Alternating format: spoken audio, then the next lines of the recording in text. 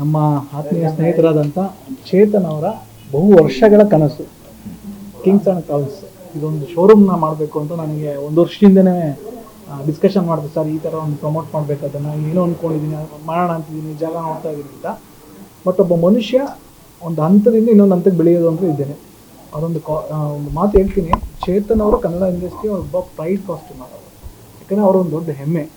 ಮದಗಜ ನೀವು costume pattern ಆಗಲಿ ಅಥವಾ ರಾಬರ್ಟ್ ಆಗಲಿ, ಕೇರಿ ಆಗಲಿ, ಕಾಟೇರ ಆಗಲಿ, ಮಾರ್ಟಿನ್ ಆಗಲಿ, ಹೆಬ್ಬುಲಿ ಆಗಲಿ, ಸುದೀಪ್ ಸರ್ ಮಾಡಿದಂಥ ಬಿಗ್ ಬಾಸ್ ಅಷ್ಟು ಸೀಸನ್ಗಳ ಕಾಸ್ಟ್ಯೂಮ್ಸ್ ಪ್ಯಾಟರ್ನ್ ಆಗಲಿ ಎಲ್ಲನೂ ಅಚ್ಚುಕಟ್ಟಾಗಿ ಒಂದು ಡಿಫ್ರೆಂಟ್ ಅಂದರೆ ಡೈರೆಕ್ಟ್ನ ಅರ್ಥ ಮಾಡಿಕೊಂಡು ಮಾಡುವಂಥ ಒಂದು ಕೆಪಬಿಲಿಟಿ ಇರುವಂಥ ಕಾಸ್ಟ್ಯೂಮ್ ಡಿಸೈನರ್.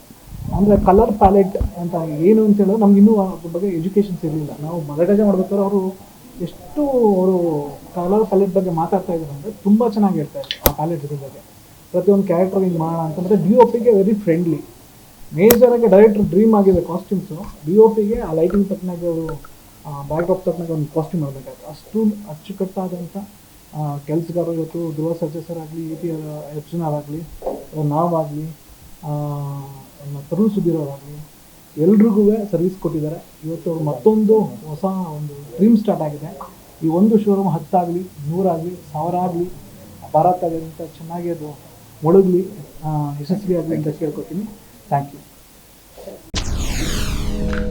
SSTV ಸಿನಿಮಾ ಜಗತ್ತಿನ ಕ್ಷಣ ಕ್ಷಣದ ಸುದ್ದಿಯೊಂದಿಗೆ.